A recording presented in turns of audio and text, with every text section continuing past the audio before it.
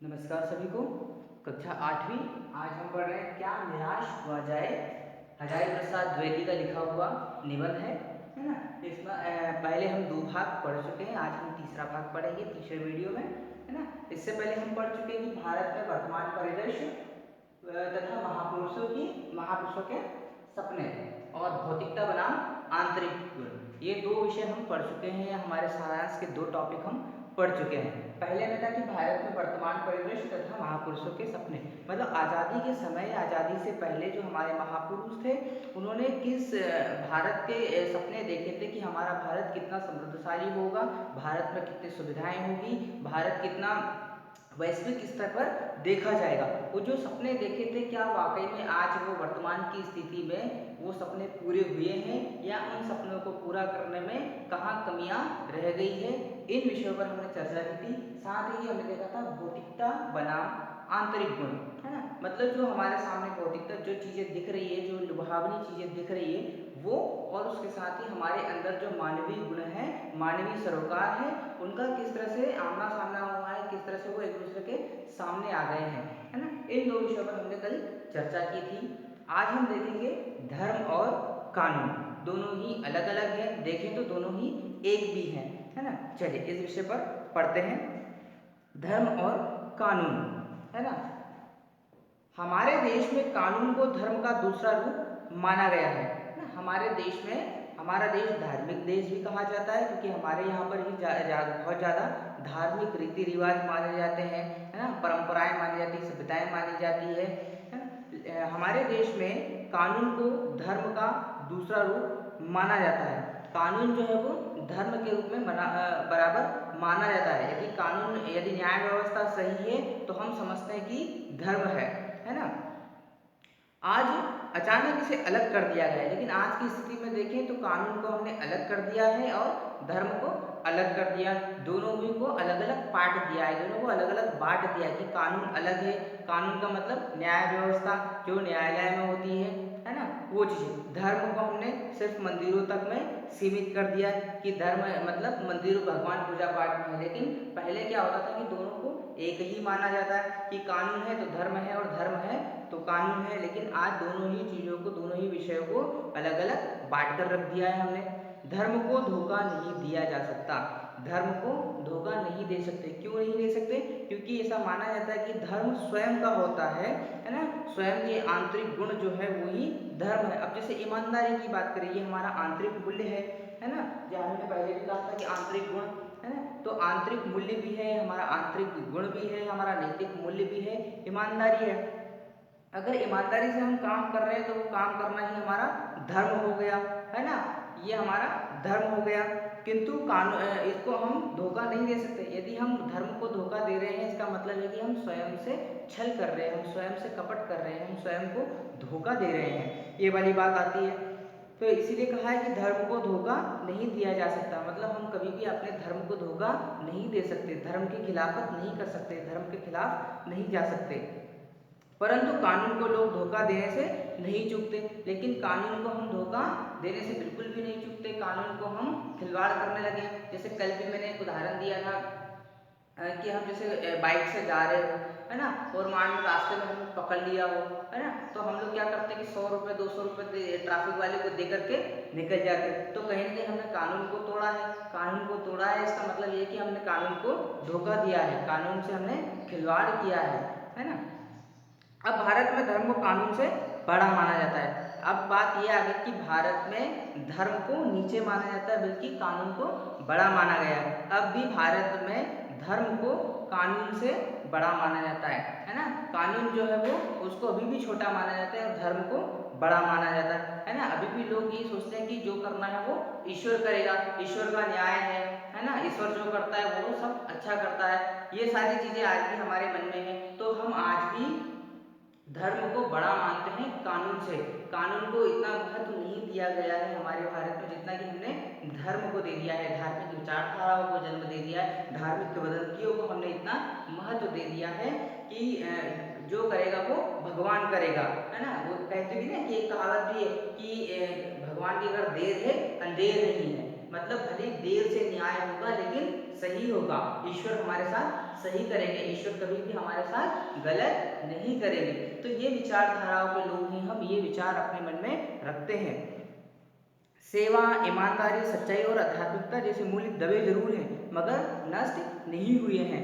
अब ये एक बात आती है कि सेवा, ईमानदारी, सच्चाई ये जो गुण है वो हमारे आंतरिक गुण हैं, ये दब जरूर गए हैं। आज के वर्तमान परिदृश्य में देखें या भौतिकवादी युग में देखें या कानून व्यवस्था वाले युग में देखें तो ये गुण जरूर हमारे दब गए हैं। भ्रष्टाचार के कारण ये हमारे गुण दब गए हैं। लोग ईमानदारी दिखाने में थोड़ा सा कतराते हैं, लोग सेवा करने से थोड़ा कतराते हैं कि यार अगर सेवा करूंगा और इसने मेरा मजाक बना दिया तो क्या होगा। आज भी हम देखते हैं ना कि बहुत सारे लोग गरीबों को भोजन बांट रहे हैं, गरीबों को कपड़ा बांट रहे हैं, लेकिन बहुत सारे लोग ये सोचते हैं कि यार मैंने अगर इसकी सेवा करी तो लोग क्या कहेंगे, है ना।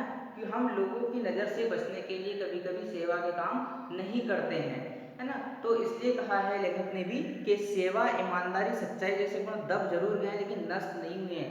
अभी भी हम बहुत सारे लोगों को देखते हैं, जैसे कांवड़ यात्रा अभी निकली सावन में, है ना। कितने कांवड़िया लोग जाते हैं और उसके बाद में नर्मदा जी नहाने के लिए भी लोग जाते हैं तो उनको जगह जगह फलाहार की व्यवस्था कर दी जाती है ना। अभी हम देखें कि कोविड-19 महामारी चल रही है, इस महामारी में लोगों ने कितने लोगों की सेवा की, फ्री में मास्क बांटा, फ्री में राशन बांटा, फ्री में भोजन बांटा, है ना। उनको घर घर जाकर सारी सुविधाएं दी। तो कहीं ना कहीं उन्होंने सेवा का भाव दिखाया, सेवा करी, तब तो जाकर ये काम हुआ। तो लेखक ने कहा कि सेवा, सच्चाई, ईमानदारी जैसे भाव पूरी तरह नष्ट नहीं हुए हैं, पूरी तरह खत्म नहीं हुए हैं। तो दब भर गए हैं वो लोग, सेवा करने से भले कतराते हों, लेकिन अभी भी एक वर्ग ऐसा है समाज में, ऐसे लोग भी हैं जो सेवा करने से डरते नहीं हैं और सेवा को अपना धर्म समझते हैं। हमारा देश प्रेम, सम्मान, सत्य, अस्तेय और पुण्य के आदर्श को संजोए हुए है ना। हमारे देश में अभी भी प्रेम और उसके बाद में सम्मान, सत्य, अस्तेय और पुण्य जैसे आदर्श हैं, ये सारे हमारे आंतरिक गुण हैं, है ना। प्रेम जो है वो हमारा आंतरिक गुण है, अस्तेय, सम्मान, ये सब हमारे आंतरिक गुण हैं। तो आज भी ये हमारे देश में संजोए हुए हैं, आज भी हम इनको मानते हैं।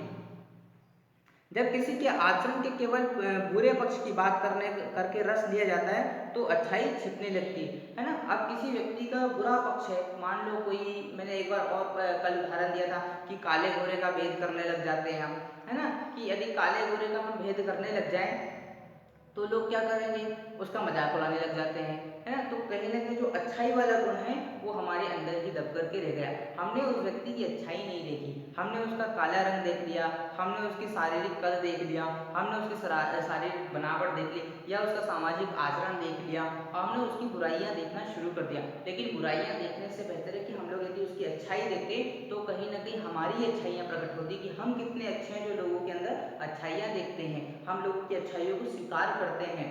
लेकिन हम लोगों ने क्या किया आज की स्थिति में कि हमने अच्छाइयाँ देखने की बजाय बुराइयाँ देखना शुरू कर दिया। हमने बुराइयाँ देखने के साथ साथ उनका मजाक उड़ाना भी शुरू कर दिया, उनका बेमतलब का प्रचार करना शुरू कर दिया कि यार वो व्यक्ति तो झूठा है, यार वो व्यक्ति तो चोर है, यार वो व्यक्ति तो ऐसा है, यार वो व्यक्ति तो वैसा है। हमने ऐसी वैसी बातें करना शुरू कर दिया, अनर्गल की बातें, बेकार की बातें, जिनका कोई उद्देश्य नहीं, जिनका कोई कर्म नहीं, वो बातें करना हमने शुरू कर दिया। अब इन सारी चीज़ों में कहीं ना कहीं हमारे आंतरिक गुण जो थे, जो हमारी अच्छाइयाँ थी, वो दब करके रह गई। वो कैसे दब गई? क्योंकि हमने लोगों की बुराइयाँ की। यदि हम उनकी बुराइयाँ करने के बजाय अच्छाइयाँ को देखते, उनको ग्रहण करते, तो ये भी हमारा एक अच्छा गुण है ना। व्यक्ति का एक ये भी अच्छा गुण होता है कि वो दूसरों के अंदर अच्छाइयाँ देखें और उन अच्छाइयों को स्वीकार करें, ये भी एक अच्छा गुण है। लेकिन हमने ये काम किया ही नहीं। जब ये काम किया नहीं है तो हमारे अंदर की अच्छाइयाँ अपने आप दब करके रह गई। ऐसा करना बिल्कुल अनुचित है। ऐसी घटनाओं को जिनसे लोगों में अच्छाई फैले चर्चा में लाना चाहिए, है ना। अब हम यदि ऐसा काम करते हैं कि यार लोगों की बुराई करना, तो ये समाज के हित से या समाज की दृष्टि से या स्वयं की दृष्टि से एक बुरी बात है, बुरा आचरण है, दुर्व्यवहार है। इस तरह का व्यवहार नहीं करना चाहिए। ऐसी घटनाओं को जिनसे लोगों में अच्छाई फैले, है ना, ऐसी घटनाएं जिनसे लोगों में ज़्यादा से ज़्यादा अच्छाई फैले, ज़्यादा से ज़्यादा सच्चाई फैले, ज़्यादा से ज़्यादा दया भाव फैले, ज़्यादा से ज़्यादा प्रेम भाव फैले, ऐसी घटनाओं को हमें सामने लाना चाहिए, है ना। जैसे अभी भी हुआ कि इस महामारी में जितने लोगों ने सेवा की थी तो बहुत सारे सामाजिक संस्थाओं ने उनका सम्मान भी किया, जैसे पुलिस वाले हैं, है ना, नर्सिंग स्टाफ है, डॉक्टर्स है, इन लोगों ने बहुत अच्छा काम किया। तो क्या किया, समाज के लोगों ने इनको जाकर के पुष्प कुछ दिए, किसी ने ग्रीटिंग कार्ड दिए, किसी ने कुछ दिया, किसी ने कुछ, उनको सम्मानित किया, है ना, और उनको समाज के सामने प्रस्तुत किया कि भाई ये लोग अच्छा काम कर रहे हैं। तो इस तरह से उनकी अच्छाइयों को समाज के सामने लिया, है ना। तो इस तरह के काम हमें करना चाहिए, इस तरह के कामों को हमें चर्चा में लाना चाहिए, ताकि समाज में अच्छाइयाँ फैलती रहें, है ना। तो यही हमारा है धर्म और कानून की। हमारा धर्म क्या है, हमारा धर्म है हमारे नैतिक मूल्यों को बचाए रखना, हमारे नैतिक मूल्यों को बचा करके उनका अनुसरण करना, है ना। नैतिक मूल्य कौन से, हमारा सच्चाई है, ईमानदारी है, प्रेम है, दया भाव है, निष्ठा है ना। तो ये हमारे नैतिक मूल्य हैं, जितने भी हमारे गुण हैं, हमारे जितने भी अच्छे गुण हैं वो हमारे नैतिक मूल्य हैं या हमारा धर्म है, उनको हमें स्वीकार करना चाहिए। और कानून जो हमारा संवैधानिक प्रक्रिया है वो हमारे कानून है, हमें उसका भी पालन करना चाहिए। हमें अपने फ़ायदे के लिए कानून को नहीं तोड़ना चाहिए और ना ही किसी और के फ़ायदे के लिए। यदि कानून बनाया है तो सबके लिए समान है, सबको दृष्टि में रखते हुए, सबको नज़र में रखते हुए, सबकी सुविधाओं को ध्यान में रखते हुए कानून बनाया गया है, तो इसको हमें ध्यान में रखना चाहिए। यदि हम गलती कर रहे हैं तो उसे स्वीकार कर लें, हो सकता है कि सामने वाला हमें गलती को स्वीकार करने पर माफ़ कर दे, है ना, दंड लगाने की बजाय वो हमें माफ़ भी कर दे। कई बार ऐसा होता भी है कि मान लो हम कोई गलती कर भी दें और हम यदि सामने वाले से माफ़ी मांग रहे हैं कि भाई मुझे माफ़ कर दे, मेरे से गलती हो गई है, तो हो सकता है कि वो दया भाव दिखा करके हमें माफ़ कर दे और दंड लगने से बच जाए। तो ऐसी स्थितियाँ अगर आती है तो हमें अपना विनयशीलता का, विनम्रता का भाव प्रकट करना चाहिए। चलिए अगले भाग में हम पढ़ेंगे लेखक के जीवन की दो प्रेरक घटनाएं। लेखक के जीवन में ऐसी कौन सी घटनाएं थी जिनसे उनका जीवन बदल गया, वो अगले हम भाग में पढ़ेंगे, ठीक है। अभी आप इस पाठ को पढ़िएगा। अभी पाठ में एक शब्द आता है धर्मभीरु, है ना। पाठ जब आप पढ़ेंगे तो उसमें एक शब्द आएगा धर्मभीरु। धर्मभीरु का मतलब होता है कायर, डरपोक, जो लोग धर्म से डरते हैं, जो लोग धर्म को मानने से डरते हैं, उनके लिए एक शब्द का प्रयोग किया है धर्मभीरु।